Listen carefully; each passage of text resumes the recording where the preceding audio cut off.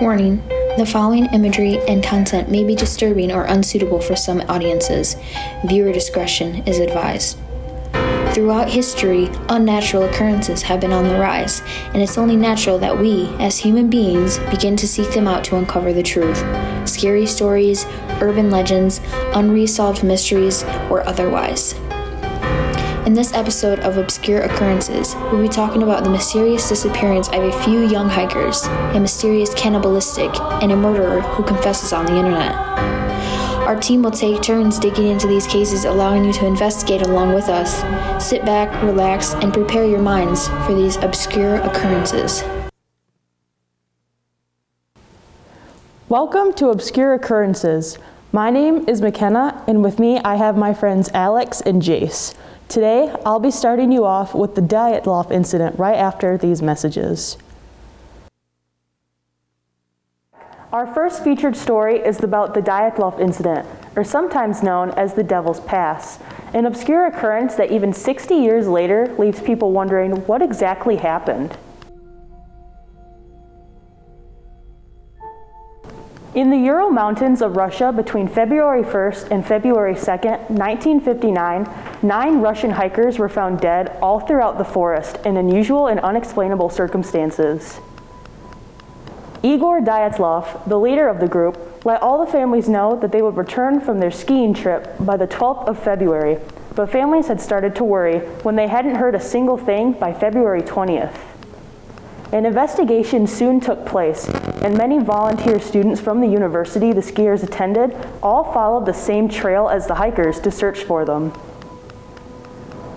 The party had found the tent first, covered in snow with a tear in the canvas, while the actual zipper to the tent was still shut. The party had suspected that the campers were in a hurry to get out of the tent and had cut the fabric open, as all their belongings were still left behind.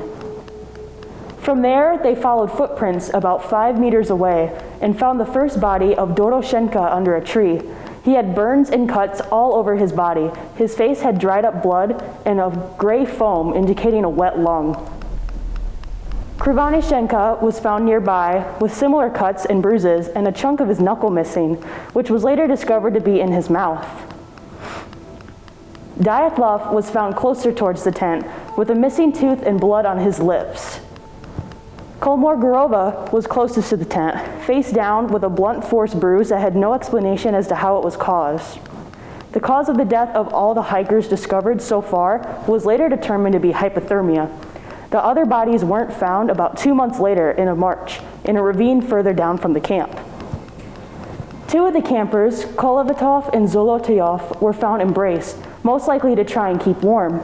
One had died of hypothermia with a broken nose and missing eyes, and later, traces of radiation on his clothing. The other died from a crushed chest, his pen and paper still in hand as if in an attempt to write something. Another hiker nearby, Tibu, died from an injury to his skull. The last hiker, Dubinyina, was missing her eyes and tongue, had blood in her stomach and radiation on her clothing as well. She had died of a crushing injury to her chest. The mystery of what exactly happened to the hikers has stirred up many different conspiracy theories. One of them being the Yeti, because they found a photograph from one of the campers' cameras, and it was just like a blurry picture of like a male figure, but no one could recognize who it was, as if the person wasn't originally with the group. Some people think that the radiation could have been some kind of Soviet experiment that they walked upon and they weren't supposed to see. Some think it could be aliens, which could explain radiation. And the fact that, like, later in the autopsy, they said that their injuries were caused by it was like inhuman to be able to like cause those injuries to someone. But how you cut someone's tongue out? Yeah. There's a movie for anyone that thinks this is interesting and also likes horror movies. It's called Devil's Pass, and it's a found footage movie. It's fake, but a lot of people think that it could be what happened. And basically some university students go to investigate what happened, and they come across some like government experimentation thing, and it kind of fits into like aliens and radiation stuff. Like what explains the radiation? I don't know, because like a lot of people think with the radiation it could either be This was during like the Soviet Union and the Cold War, so there was like a lot of weird stuff going on. Some people think that the radiation could have been from some kind of like experiment that happened at a nearby base, but they looked at like the records of like bombs that were set and like missiles that were like sent out, and they couldn't find anything like around the time that they left and died. So they don't know what that was. Some people think that some of the campers were spies. Some people think that there might have been an avalanche or like nearby tribes that could have killed them.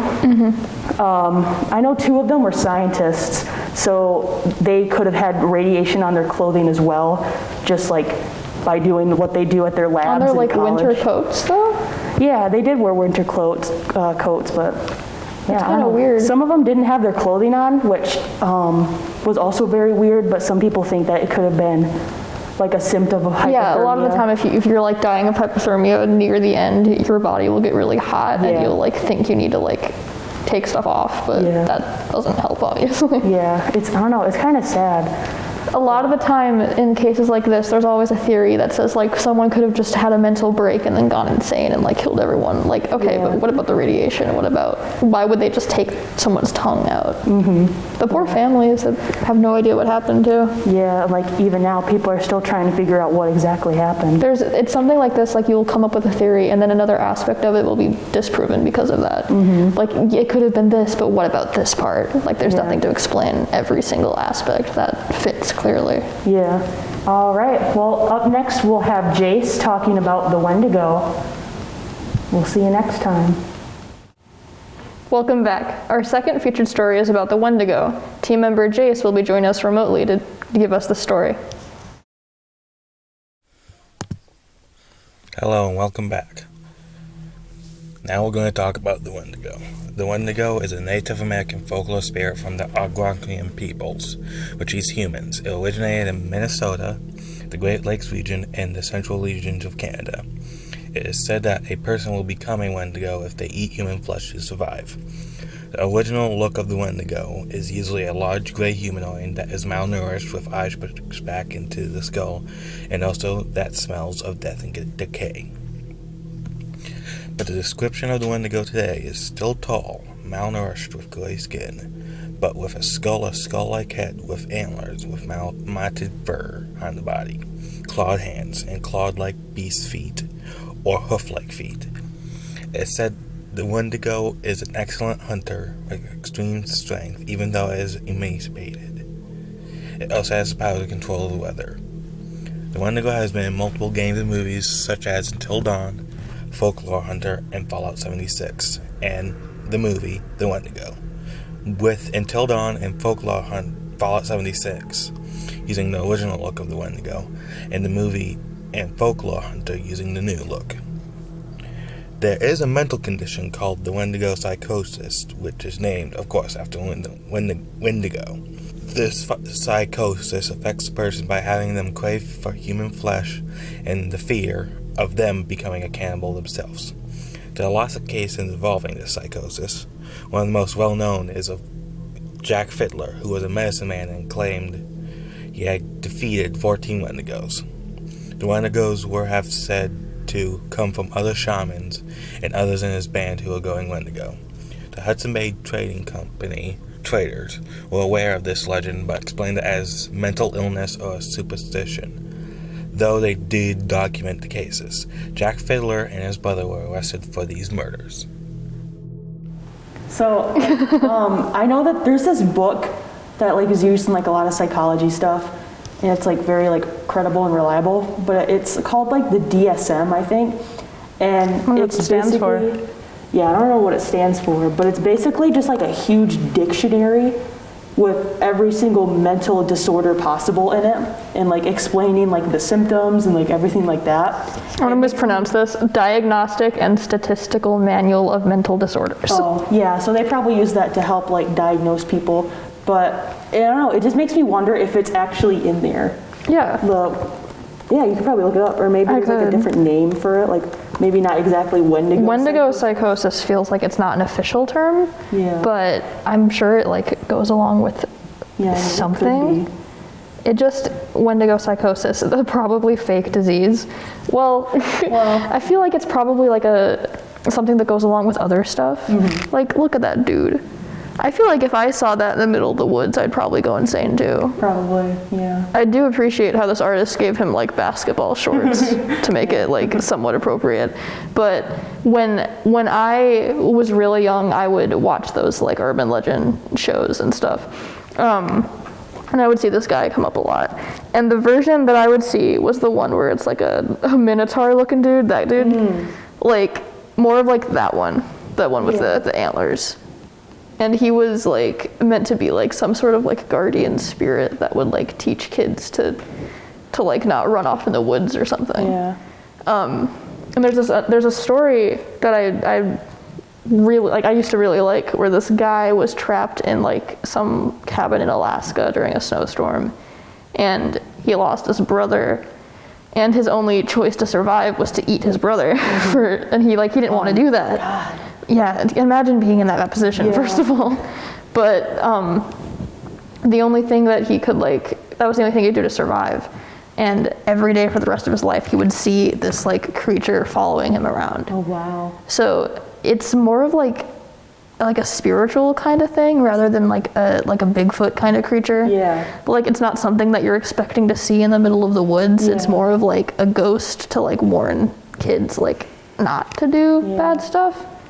Yeah. I know this is like a very, very, very popular story. Yeah, I've only seen it in games, and it didn't look like that. It looked like the other dude, but like they kind of had like baby faces. Like, not like baby faces, but like, I don't know, he looked like that one dude from Harry Potter. I don't know his name. Dobby? Dobby, yeah. Oh. But, yeah. I don't know like the rake kind of creature? Yeah. I feel like they just try to make him look scary. Yeah. So, that was the Wendigo. Coming up next is my story.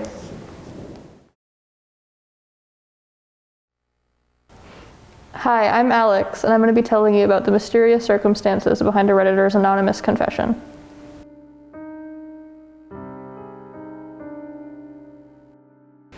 The internet spans across the entire world and has billions of daily users. On the internet, anyone can have access to your private information, which is why some people choose to be anonymous. One of the most notorious sites for anonymous users is the deep, dark rabbit hole of Ask Reddit. Ask Reddit is a popular subreddit where people can ask questions about anything, anonymous or otherwise, and gain responses from hundreds of users worldwide. Many use this outlet as a way to prompt embarrassing or shameful confessions, allowing people to anonymously get hard experiences off of their chests. On January 6, 2016, a user posted to the Ask Reddit sub, "To those who have accidentally killed someone, what went wrong?" There were many responses from users confessing things they've kept to themselves. A few hours after the original post, an anonymous user commented his own story. "This still haunts me to this day. As kids, we had a hideout in this dirt cliff/cove. There was a neighborhood kid who, in hindsight, was probably mentally handicapped in some way. But to us, he was just the weird/creepy kid. This was the 80s, and we weren't exactly raised politically correct. 3 of us headed to our base and found creepy kid sitting at the top of our guard chair. We yelled at him to get out, and he said something like, 'Make me,' and started lobbing dirt clods and sticks down at us. We all ran to the side to make our way up. It gets pretty fuzzy here, but all I remember is that he fell. I still remember the sound. When we got back down to check on him, he was in a very awkward position with blood coming out of his mouth. We all just freaked out and ran home, and as far as I know, no one has spoken a word of this to anyone. We didn't go back for over a month and never said a word of it between us. Again, this was the 80s, so media wasn't like today. Chances are it got a small article in the newspaper B section. Missing mentally disabled child found dead after fall or something like that." The post also included this picture as an example as to what the cliff looked like. The user was asked for more information, but he had none to give. He said he was 10 years old at the time and rarely checked the newspaper. It was the 80s, so social media wasn't a thing yet. The user gave all of the information that he had. While Reddit is anonymous, one user thought that this story sounded familiar. Replying to the previous user's post, they asked, "Was this about Scott Clee-Schulte?" They laid out the similarities in the case, giving information that the original poster left out. Minutes after the reply was posted, the OP deleted their submission along with their anonymous profile. Regardless, other Redditors were interested, digging deeper into the case together. Scott Allen Cleeschulte, age 9, was reported officially missing on August 6, 1988 in St. Charles, Missouri. His family reported that the boy had went out to play around the neighborhood around 5 p.m. that night before a massive storm hit the area an hour later. He was last seen heading up the nearby hill on the edge of the area's woods, but the storm likely covered his body. 30 years ago today, 9-year-old Scotty Cleeschulte vanished without a trace. My worst time is when, I'm by myself or driving or something. I'll catch myself, start thinking about things and thinking what I could have did. Now, even if you don't have any answers for police or for this family to get them to that miracle, Peggy asks that you mark today by praying for Scotty. Reporting live from St. Charles this morning. Redditors did some more digging on the OP's post history, deducing that at the time of posting, he was about 39, which matches up with the case and his story, making him 11 years old at the time. As far as I know, family and friends would have been my older sister Stacy before she had left for work and stuff. And she was there when he had come home and changed after school and that. So as far as I know, it was Stacy. And what did Stacy see? He was, the last time she had seen him, he was at the top of the hill just playing, running around, being a kid like we did. I know people say not to play in the streets, but that's where we played, up at the top of the street. And that's where he was. And this was a fairly urban but rural area, too. You were sort of out in the country, right, where kids just could feel free to play? Yeah, it was a neighborhood. I mean, it was a neighborhood full of 100 kids probably in the neighborhood, but, right 5 minutes from our house. While the location, situation, and overall case match up, we still don't have concrete proof that the Redditor was to blame for Cleeshulte's death. However, given how the OP deleted his entire internet fingerprint after the case was brought up, it's assumed that he was afraid of being caught. Even if the Redditor was guilty for sure, we still have no idea who the anonymous user was. While the family has been given the likely story of what happened to Scott, there still isn't a definite subject to blame. 30 years later, the case has made immense progress, but there's still work to be done, all because of a few Redditors' curiosity.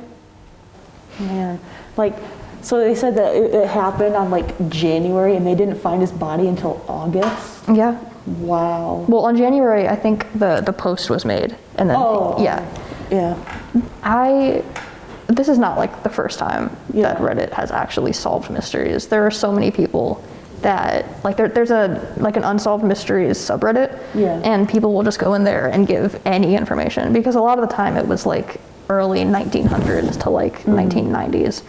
And by then, the internet was not like it is today. Yeah. And people couldn't just put a post on Facebook, hey, does anyone recognize this guy? Yeah. You had to have it in newspapers, have it on billboards and gas stations, and even then, people might not even see that. Yeah. So now there are so many cases that were unsolved for 60 years that are really easily solvable now. Oh, wow. This one, I think, is just really interesting because they still don't know who to blame for it.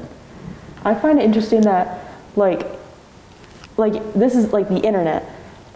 Mm-hmm. Most of the time you can be tracked. Yeah. If it's not by an IP address, there's plenty of other ways that probably dark web hackers can find where you are. Mm-hmm. But the fact that Reddit, just a normal website, you don't know where, who people are, it's just so weird, and you really can't get a hold of them. Every subreddit is its own forum, so it's a comment section in YouTube videos, and there are moderators for each one, and sometimes the moderators actually have to private the subreddit because there's criminal information in it. Oh wow. There are currently, as of 2018, 330 million users on Reddit. Wow. So that doesn't really narrow it down for who the guy could be. That's 300 million people that can just say whatever they want and then just go completely untraced. Yeah, a lot of people avoid Reddit because it can be scary that way. Yeah. There's thousands of subreddits that have been closed because of things like this. Wow. But I think that this time it was actually beneficial and that the people genuinely worked together and were we need to figure this out for the family. Yeah. Because in the town, the family has a memorial thing going on for the kids. So on the anniversary every year, they do something together with the town. So it's still greatly affecting them to this day. especially given how like small of a town it was. Yeah. And it makes you think like, where are the other like 2, 3 kids? Yeah. And like, since it was such a small town and pretty much everybody knows everybody in most small towns, the fact that they couldn't even think of a hypothesis as to like, I don't know, he was kind of treated bad by some of these kids. Yeah, like what about the teachers? Like if they said like he was like the resident creepy kid, like I'm sure everyone knows about him. Yeah. So why don't the teachers go like, oh yeah, these kids were bullying this kid? Even then, if they did, they still can't get proof that it was them. Mm-hmm. And they were like 10 at the time, and I don't know how. Like the statute of limitations? Yeah, Missouri. I don't know how Missouri's law works when it comes to like murder and like statute of limitations. I don't even know if he'd actually get like in trouble for that since it was an accident. Yeah, I mean, and he was 10 years old. Even if he was convicted at the time, that's way too young to go to prison. That's what confuses me. Like he obviously like wanted to let people know his story because he felt bad. That's like the purpose of the subreddit. But why would he delete everything? Why wouldn't he come clean and like tell the family so they could have peace of mind? Because he's probably not going to get punished for anything. Yeah, just imagine like that poor kid's mom finds out that her kid's dead, and then 30 years later an anonymous person on a random website, I did it, bye. Yeah. Like that makes me think like, what was this guy like hiding? Yeah. Like is he like a lawmaker or something and doesn't want to like have his reputation be ruined? Yeah. I feel really bad for the family because they were given like the story, but they still have nothing to go off of. Yeah, that's really sad. At least they know like he's not like he wasn't like beat up by like someone, and I guess that's better. Anyway, that was the cool Reddit story. Yeah. Thank you guys for watching. All right, thank you for watching our first episode of Obscure Occurrences. Please join us next time where we talk about more unnerving, unsolved mysteries. Remember to always be careful of your surroundings because you never know what's going to happen. Next time, we will be talking about Jeff the Killer, followed by the M Show fan club and the woman with 7 faces.